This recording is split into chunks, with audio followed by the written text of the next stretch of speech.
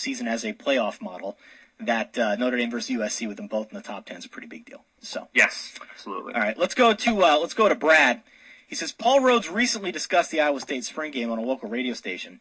He expressed strong interest in scrimmaging against other programs in the spring. Yep. And in August, but gave the impression it could never happen. He didn't elaborate on the reasons why it couldn't.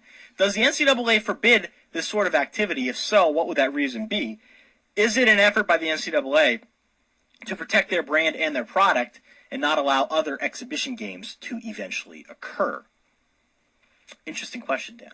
Yeah, I think the reason why it doesn't happen, one, because of injury, and you're much more able to control the sort of severity of the scrimmages as it pertains to how violent and how much contact there is. And when you have two teams going at it, even if they're not going to play each other for the next 45 years, like say if Iowa State played Florida or something like that, yeah, that's hard to control. You don't want to risk when you have so little time to prepare, and the depth of a lot of teams is questionable.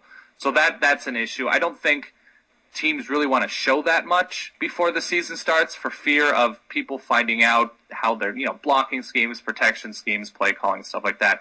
Football tends to be a sport where coaches try to play everything as close to the vest as possible.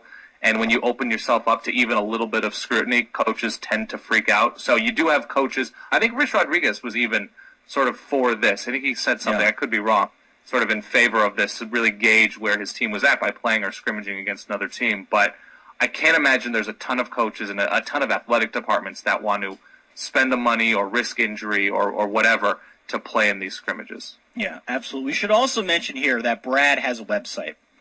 I sent this around. Not just a website. Yeah, this is like a web shrine. I sent this around on the Twitter. Right. Tecmo Bowl -vs-RBI.com. Tecmo Bowl versus RBI Baseball if you go there.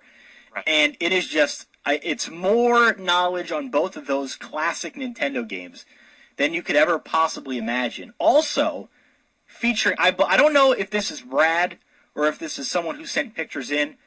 Somebody has a full sleeve of Tecmo Bowl tattoos. I think it's on that site. They show the tattoos. That is dedication to the cause.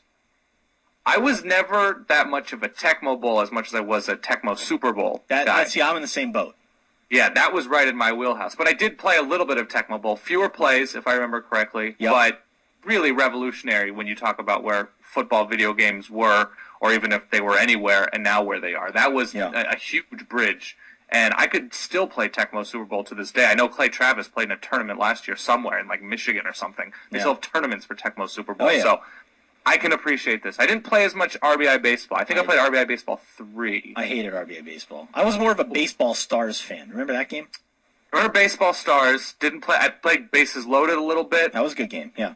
I played a little bit RBI. I played Baseball Simulator 1000 where they had a bunch of robots. That wasn't that bad. What about Base Wars? Similar idea. Did not play as much Base Wars, though. And I played Little League Baseball. Okay. Did you ever play Little League Baseball for the Nintendo? I think I owned all those games. I had a very dorky childhood. Yeah, Hawaii was pretty unstoppable. A lot of power hitters from Samoan or Polynesian descent, and the Asian countries obviously did quite well. Right. But yeah, that was a fun game. All right, so check that website, Tecmo Bowl -vs-RBI. A lot of analysis. Yeah, very in-depth. Very in-depth, to say the least. Let's go to Evan.